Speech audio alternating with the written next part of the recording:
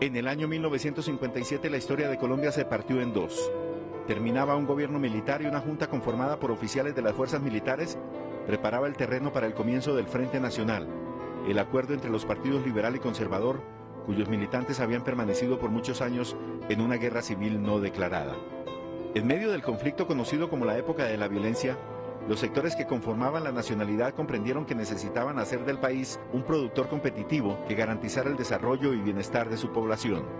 En 1957 la capacitación de los trabajadores colombianos se ofrecía en forma descoordinada por intermedio de 48 escuelas técnicas que para ese año solamente graduaron a 642 estudiantes. En ese momento el país necesitaba que fueran formados 10.000 trabajadores. La mano de obra no calificada se concentraba en los sectores subnormales de las grandes ciudades, lo que generó un incremento en los índices de desempleo del país. Esta necesidad de personal calificado presionó la creación del Servicio Nacional de Aprendizaje SENA.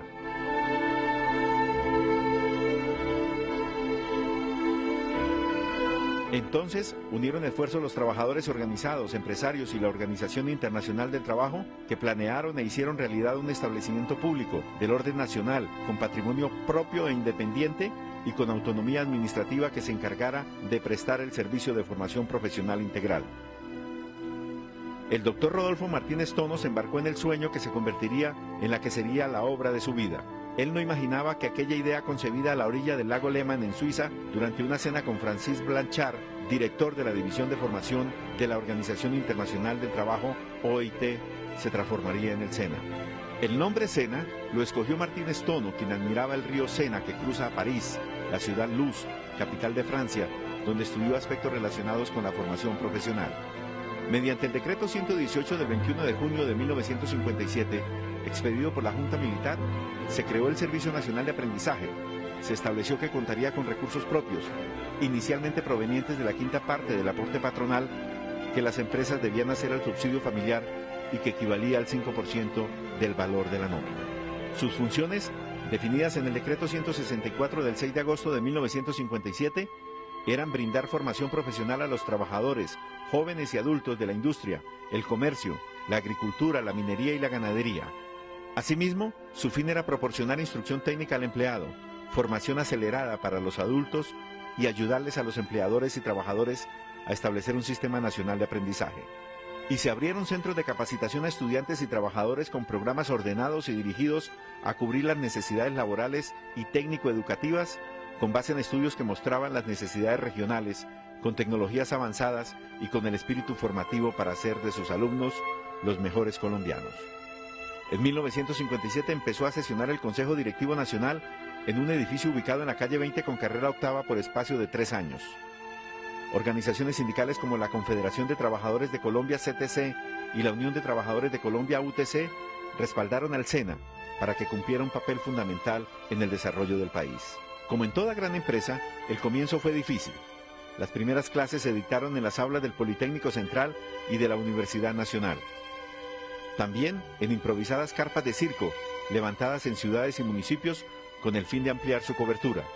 La institución atendería las demandas de la empresa privada en sus planes de expansión, del gobierno con sus políticas de arbitraje y planificación de los recursos, y de los trabajadores que exigían más capacitación, bienestar y calidad de vida. Capacitar al mayor número de personas era la consigna. Por ello, los instructores visitaron comunidades marginadas en el barrio Meissen en Bogotá y levantaron más de 100 carpas de circo en ciudades y municipios. En ellas desarrollaron los programas móviles rurales y urbanos denominados Programas de Promoción Profesional Popular, que después se llamaron Programas Móviles. En marzo de 1959 se inició el primer curso de aprendizaje industrial con 130 trabajadores aprendices patrocinados por 27 empresas. Ellos recibieron instrucción en áreas como electricidad, soldadura, ebanistería, mecánica automotriz y ajuste. La participación del SENA en la formación de trabajadores se reflejó en el acelerado crecimiento del número de estudiantes que pasaban por sus centros. De 32.000 en 1965 a 288.000 en 1970, y así sucesivamente en un crecimiento exponencial que admiran tanto nacionales como extranjeros.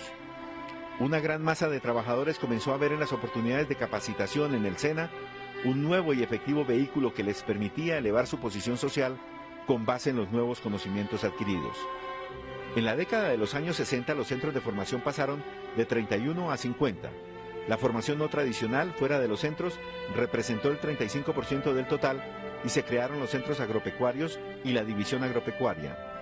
De estos, los más importantes eran La Salada en Antioquia, Gaira en Magdalena, El Espinal en el Tolima y Buga en el Valle.